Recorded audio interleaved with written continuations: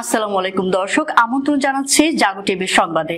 পুরো সংবাদ জুড়ে আপনাদের সাথে আছি আমি ফারহান নাজরিন সুমা। বিস্তারিত সংবাদের শুরুতেই জানিয়ে দিব সংবাদ শিরোনাম। বাংলাদেশ চীন সামরিক মহড়া, যে প্রতিক্রিয়া জানালো ভারত। এবার হুতিদের মিসাইলের আগুনে পড়ল মার্কিন ও ইসরায়েলি জাহাজ। ইউরোপ ধ্বংস হয়ে যাওয়ার ঝুঁকি রয়েছে, ফ্রান্সের প্রেসিডেন্ট এমানুয়েল ম্যাক্রোর বিস্ফোরক মন্তব্য। গ্রেপ্তারি পরোয়ানার শঙ্কায় নেতানিয়াহু, গোপন বৈঠকে যা করলেন ইসরায়েলি নেতারা। বিশ্বব্যাপী মানবাধিকারকে অস্থিতিশীল করছে যুক্তরাজ্য, অ্যামনেস্টি। দর্শক, সংবাদ শিরোনামগুলো জানাচ্ছিলাম, চলে যাচ্ছে বিস্তারিত সংবাদে। বাংলাদেশ ও চীনের মধ্যে সম্ভাব্য যৌথ সামরিক মহড়ার দিকে ভারত নজর রেখেছে। আগামী মে মাসে এই মহড়া হওয়ার সম্ভাবনা রয়েছে বলে চীনের বার্তা সংস্থা সিনহুয়া ও পিপলস ডেইলি খবর প্রকাশ করেছে। চীনের বার্তা সংস্থা সিনহুয়া বৃহস্পতিবার জাতীয় প্রতিরক্ষা মন্ত্রণালয়ের উদ্ধৃতি দিয়ে এক খবরে জানায়, চীন ও বাংলাদেশের সেনাবাহিনী যৌথ সামরিক মহড়া করবে। চীন মন্ত্রণালয়ের তথ্য অনুযায়ী দুই পক্ষের সম্মতির ভিত্তিতে চীনের পিপলস লিবারেশন আর্মির একটি কন্টিনজেন্ট যৌথ মহড়ায় যোগ দিতে আগামী মে মাসের শুরুর দিকে বাংলাদেশে যাবে। বিষয়টি নিয়ে দিল্লিতে সাংবাদিকরা দৃষ্টি আকর্ষণ করলে ভারতের পররাষ্ট্র মন্ত্রণালয়ের মুখপাত্র রণধীর জয়সওয়াল বলেন, প্রতিবেশী দেশ কিংবা অন্যত্র এ ধরনের মহড়ার উপর ভারত সবসময় দৃষ্টি রেখে চলে। বৃহস্পতিবার পররাষ্ট্র মন্ত্রণালয়ের সাপ্তাহিক ব্রিফিং এ সম্ভাব্য মহড়ার খবর নিয়ে মুখপাত্রকে প্রশ্ন করা হলে তিনি বলেন, এই সংক্রান্ত বিষয়ে আমরা বহুবার আমাদের কথা জানিয়েছি। আমাদের প্রতিবেশী রাষ্ট্রে অথবা অন্য কোথাও সব ধরনের ঘটনার উপর আমরা নজর রাখি, বিশেষ করে সেই ধরনের ঘটনা যা আমাদের অর্থনীতি ও নিরাপত্তার উপর যা প্রভাব ফেলতে পারে। সেই সব বিষয়ে আমরা প্রয়োজনীয় পদক্ষেপও গ্রহণ করে থাকি। সিনহুয়া ও পিপলস ডেইলি খবরে বলা হয়েছে, দুই দেশের সহযোগিতার ক্ষেত্র বিস্তার ও ব্যবহারিক আদান প্রদান বাড়াতে চীন এবং বাংলাদেশের সেনাবাহিনী মে মাসে যৌথ সামরিক প্রশিক্ষণের আয়োজন করেছে। সেজন্য পিএল এর একটা দল প্রশিক্ষণের জন্য বাংলাদেশ পাঠাবে। মার্কিন ও ইসরায়েলি জাহাজকে লক্ষ্য করে ফের হামলার দাবি করেছে ইয়েমেনের বীর যোদ্ধা হুতি বিদ্রোহী গোষ্ঠী। এডেন উপসাগর ও ভারত মহাসাগরে এই হামলা চালানো হয় বলে জানিয়েছে তারা।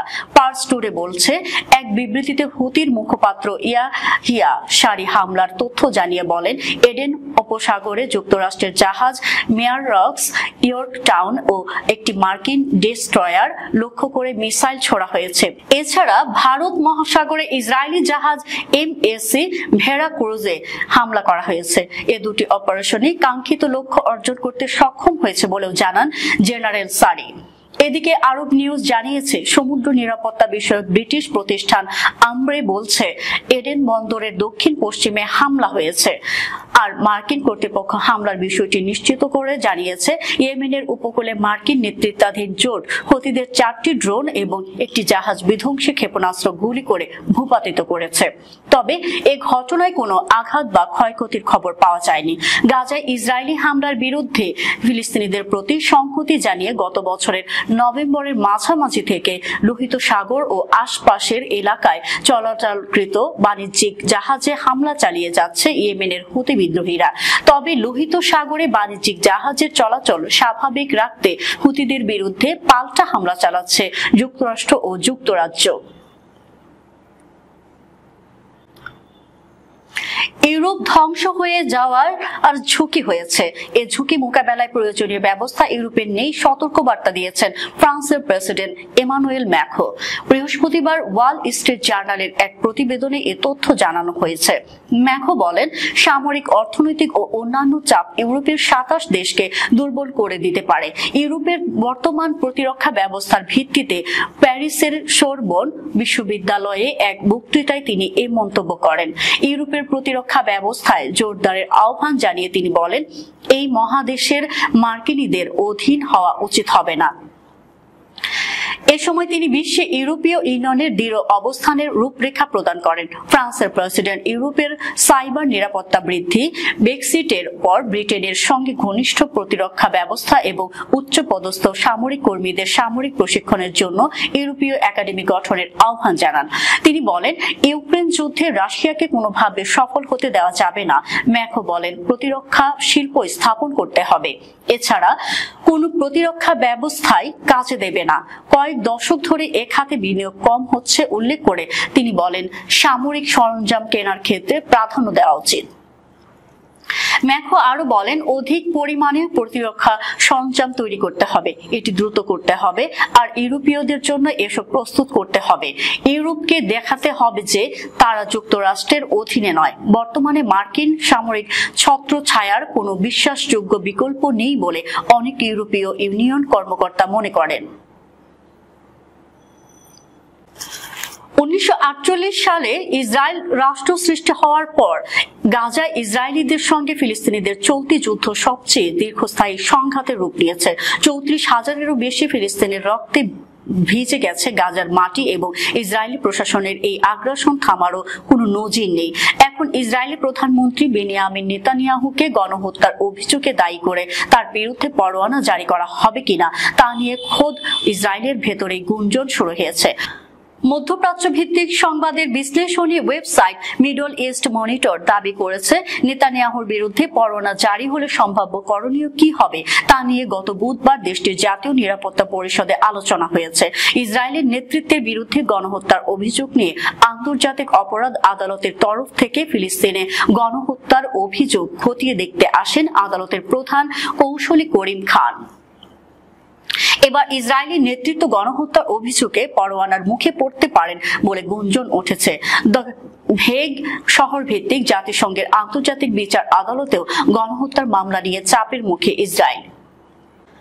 আদালতের জরুরি নির্দেশনায় চলতি বছরের শুরুতে ইসরায়েলকে গণহত্যা প্রতিরোধে ব্যবস্থা নিতে বলা হয়েছে। এবার ইসরায়েলের শীর্ষ রাজনৈতিক ও কর্মকর্তাদের বিরুদ্ধে যদি আইসিসির পরোয়ানা জারি হয় তাহলে তা নজিরবিহীন ঘটনা।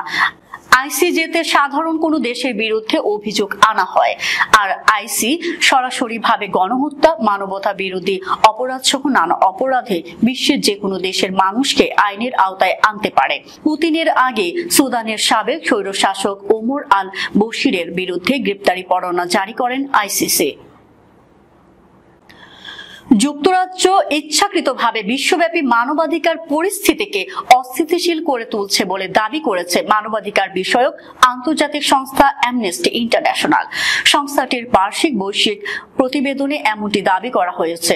প্রতিবেদনে বলা হয়েছে, আন্তর্জাতিক আইনের নড়বড়ে অবস্থার মধ্যে ব্রিটেন জাতীয় ও বিশ্বব্যাপী মানবাধিকার সংরক্ষাকে দুর্বল করছে।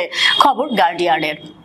অ্যামনেস্টি ইন্টারন্যাশনাল ইউকের প্রধান নির্বাহী সাচা দেশমুখ বলেছেন, যুক্তরাজ্য তার ভয়ঙ্কর অভ্যন্তরীণ নীতি এবং রাজনীতির মাধ্যমে সর্বজনীন মানবাধিকারের সম্পূর্ণ ধারণাকে ইচ্ছাকৃতভাবে অস্থিতিশীল করে তুলছে। অ্যামনেস্টির প্রতিবেদনে বলা হয়েছে, যুক্তরাজ্যে আশ্রয় প্রার্থী এবং অন্যান্য অভিবাসীদের লক্ষ্যবস্তু করছে দেশটি আন্তর্জাতিক মানবাধিকার প্রতিশ্রুতি লঙ্ঘন করেছে এবং বৈশ্বিক একটি বিপজ্জনক সময় মানবাধিকার সুরক্ষা লঙ্ঘন করেছে। গাজায় মানবাধিকার লঙ্ঘন প্রতিরোধ জাতিসংঘ ভূমিকা রাখতে ব্যর্থ হওয়ার প্রতিবেদনে বিশেষভাবে যুক্তরাজ্যের নিন্দা করা হয়েছে। দর্শক, যাবার আগে জানিয়ে দিব শিরোনামগুলো আরো একবার। বাংলাদেশ চীন সামরিক মহড়া, যে প্রতিক্রিয়া জানালো ভারত।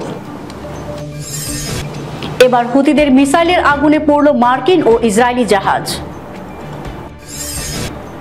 ইউরোপ ধ্বংস হয়ে যাওয়ার ঝুঁকি রয়েছে, ফ্রান্সের প্রেসিডেন্ট এমানুয়েল ম্যাক্রোর বিস্ফোরক মন্তব্য। গ্রেপ্তারি পরোয়ানার শঙ্কায় নেতানিয়াহু, গোপন বৈঠকে যা করলেন ইসরায়েলি নেতারা।